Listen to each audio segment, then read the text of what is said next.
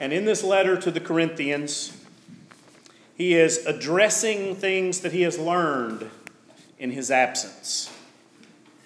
He was most likely the founding pastor of the church at Corinth. And Corinth, as you might recall from last week or from reading or what you have heard otherwise, was a very metropolitan city, very international, had great diversity. And the church at Corinth obviously had some of that same diversity. And while there was benefit to that, it also was a challenge to the congregation. So Paul, in writing to the congregation and in encouraging them to go forward, reminds them of the one thing that can overcome the challenges no matter what. That gift that he lifts up here in the 13th chapter is a word that we have worn out in our culture and in our society, and we have misused and misunderstood it throughout our culture and society. And we think that it is used to sell and market everything, but it is not. What we are selling and marketing is something altogether different from what love really is. So let us spend just a little bit of time today thinking about what love really is. And I have to tell you, if you will notice in your bulletin, it says something unusual there right under the sermon. It says, Congregational Sermon Response. What? You have to work for this sermon. It's not free today. It's never free. You have to work for it today. So here's how it's going to work. In the beginning, the first part of the sermon, I want you to respond with this question. It says, here we go, but do you have love? Okay, so during the sermon, I think it's about 7 different times, I'm going to say something, and then I'm going to gesture to you, and you're going to say, all right, that was pretty good. You'll get better.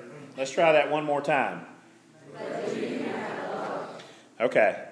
After we get about 7 of these, you can relax because I want to ask you again. So if you're counting, you can count them up. I think it's 7.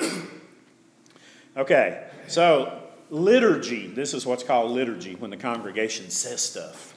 What it literally means is the work of the people. So yes, you are working your way through this sermon. And I'm sure you'll get a big tip for that.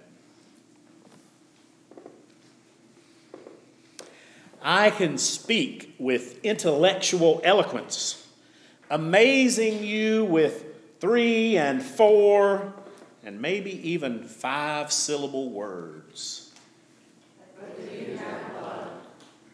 No. You're just a noisy gong. I can speak with divine inspiration, whipping up correct theology and doctrine with the best of the church's great thinkers. No. You're just a clanging cymbal. I have the gift of prophecy, opening to you the possibilities of our future. I don't think so. You're nothing. I can fathom all mysteries and all knowledge. I'm like a walking, talking Discovery Channel. No. Still nothing. I can harness faith to move the Great Smoky Mountains right over in Franklin County, so you won't have to drive so far to get to them. Zip. Nada. I've given all my possessions away to people who need them.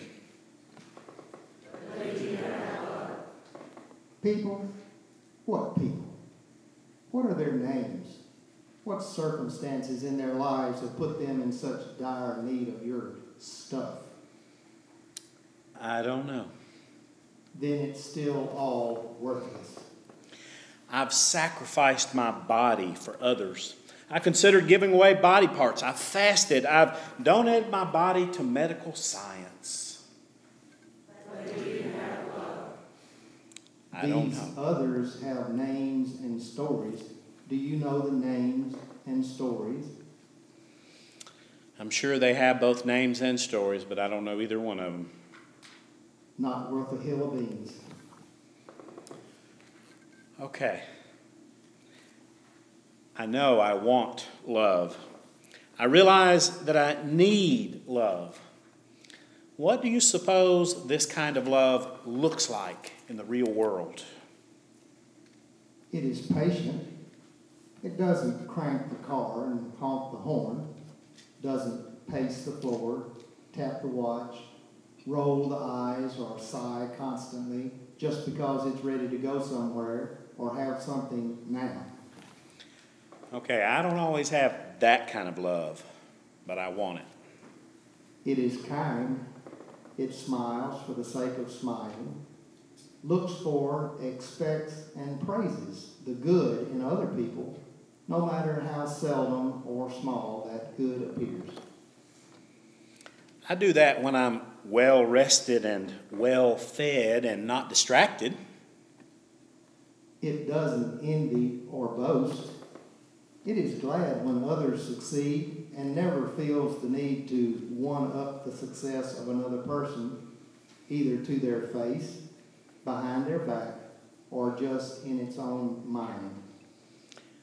I remember when I used to feel like that. It is not proud.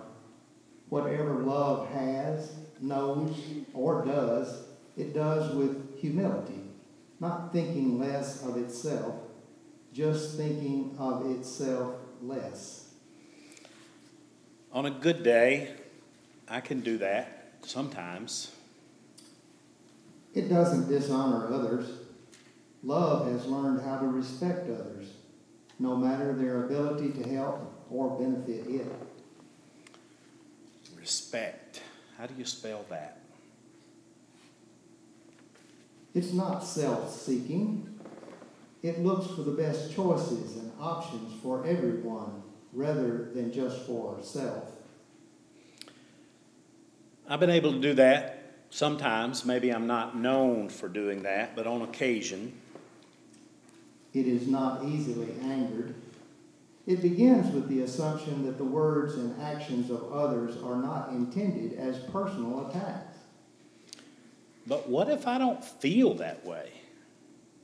Love is not always a feeling that creates actions. Most of the time, it is an action that creates feelings. Would you repeat that again for me? Love is not always a feeling that creates actions. Most of the time, it is an action that creates feelings. Thank you. It keeps no records of wrongs. The only score love knows is a delightful song. I think I can hear that song right here in this place. It doesn't delight in evil. It doesn't take pleasure in the failure of others or even enjoy when bad things happen to bad people. Okay, I get that one. It rejoices with truth, not just little truths that are already known, but even truths that are surprising and that challenge the structure of our society. Big truth. That sounds kind of scary. It always protects, not just favorites or well-known friends, but any and all who are vulnerable. Protecting the vulnerable. It always hopes. Never is the possibility of what God can and will do abandoned. Esperanza. It is a Spanish word that I relearned this past week. It means hope. It always trusts. Hurt and betrayal may threaten the ability to let go to God's plans and purposes, but love has the capacity to overcome. Letting go of pain and suffering caused by others. That's big, very big, monumental. It always perseveres. People will give up on their dreams and on relationships, but it is not love that does this. It is the loss of love or lack of love. Perseverance. Oh, for the strength to keep going. It never fails. Love won't abide by our expectations, won't adhere to our schedule, won't manifest itself exclusively to fulfill our desire, but it will triumph in the end, our individual end and the universal end. Love wins. So, there are 3 of these biggies that will endure: faith, hope, love. Start with love, stay with love, finish with love. It is the greatest. Amen.